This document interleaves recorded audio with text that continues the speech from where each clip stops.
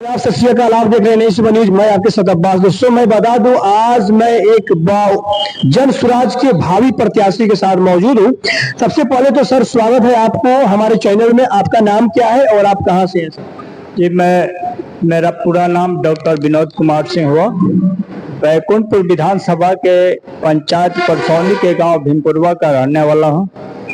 किसानी परिवार से, गृहस्थ परिवार से मेरा जन्म हुआ है और उससे उपजा हुआ यह अंकुर है जो बैकुंठपुर विधानसभा के लिए एक अपनी महत्वपूर्ण छाप छोड़ने का प्रयास कर रहे हैं और जन स्वराज की बातों को हर घर तक पहुंचाने का काम कर रहे हैं। उनके मुद्दाओं और वहां की कमियों को जनता तक पहुंचाने का काम कर रहे हैं और यह बिहार बदलाव के लिए सभी वहां के जनता को यह आह्वान कर रहे हैं।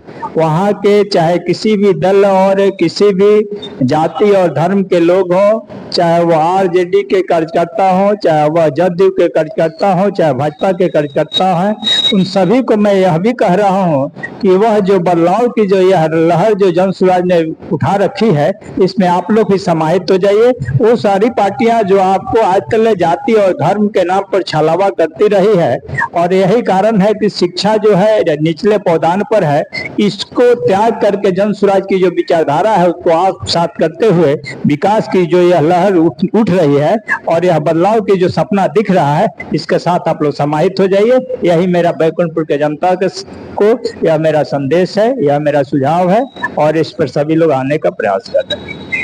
जनता का सर क्वेश्चन है कि बिहार में पलायन को कैसे रोका जाए। ये बार बार जन स्वराज के कार्यकर्ताओं ने ये बोलते हैं, कहते हैं, लेकिन कैसे रोका जाएगा इसका अभी तक कोई खुलासा नहीं हुआ। आप बताएं सर। जी, यह है आज भी यह ज्वलंत मुद्दा है। आज देखिए, जब हमारी जवानी आती है, बिहार वासियों की जवानी आती है, उनके बच्चों की जवानी आती है, वो अपनी जवानी अन्य राज्यों में जाकर खटा देते हैं और जब 60 पार होता है तो वहाँ के जो नेता हैं, वहाँ की जो सरकारें हैं, वहाँ से चहेट देती है या अपने मजबूर होकर हम लोग वापस आते हैं। पूरी जवानी अन्य राज्यों में हम लोग लगाते हैं, अन्य राज्यों के विकास के लिए लगाते हैं और रहकर अपनी, यह नहीं कि हम लोग इज्जत के साथ वहाँ रहते हैं, ऐसी बात नहीं है। वहाँ पर हम लोग आज भी यहाँ के जो नेता है, यहाँ का मुख्यमंत्री है या प्रतिपक्ष के नेता है, यह लोग बखूबी यह देख कह रहे हैं कि हमारे बिना अन्य राज्यों में काम नहीं चलेगा। यहाँ के लोग जाकर काम करें। अरे भाई, तुम तो खुद यहाँ से वहां पलायन करने के लिए तुम तैयार हो या क्या? बिहार की यह जो जनता है, बिहार के जो नौजवान है, बाहर में जाकर और सफाई का काम करेंगे, वहाँ ठेला चलाने का काम करेंगे, वहाँ मजदूरी करने का काम करेंगे।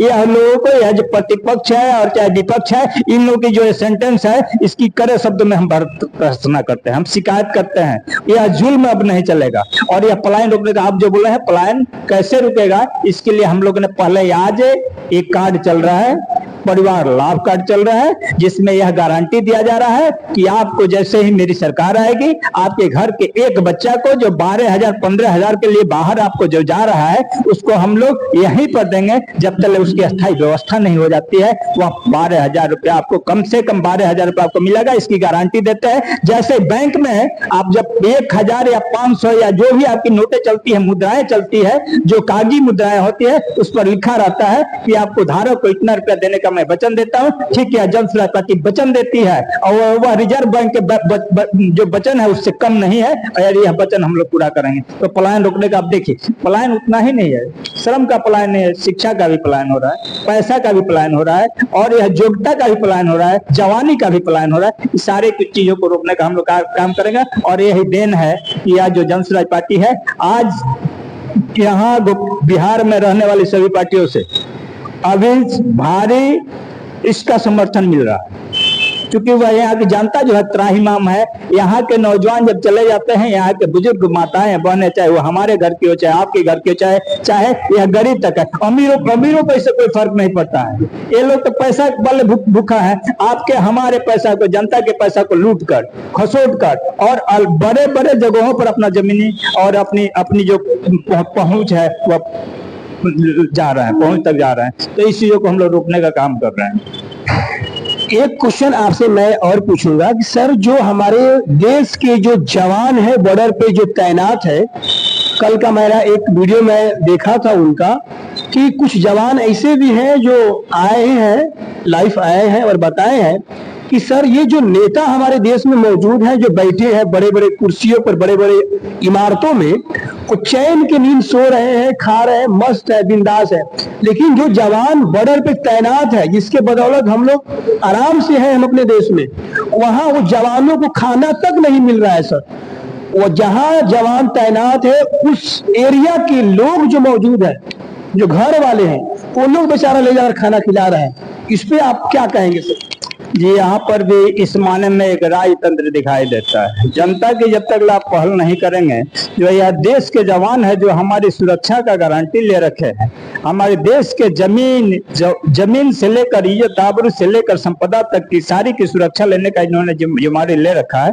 और उसके साथ अगर ऐसा होता है तो ये जागती है, या सरकार की नाकामी है, या देश के लोगों को इसमें आगे बढ़कर इस आवाज को उठाना चाहिए कि सबसे पहले जो हमारे जवान है, जो हमारे देश की रक्षा करने के लिए अपना सब कुछ छोड़कर, अपना जवानी के जो महत्वपूर्ण चीज है, माता पिताओं के साथ अपने परिवार को छोड़कर, अपने बच्चों को छोड़कर और देश की सुरक्षा करने में लगे हुए हैं, उसके लिए हम लोग को अधिक से अधिक सुरक्षा देना चाहिए। और यह हमारा कर्तव्य है। यहाँ के नेताओं को इस पर आवाज उठाना चाहिए, जनता को आवाज उठाना चाहिए, और इसलिए हम आह्वान करते हैं, इसलिए भी जन स्वराज को इन लोगों को समर्थन देना चाहिए। तो ये रहे भावी प्रत्याशी जन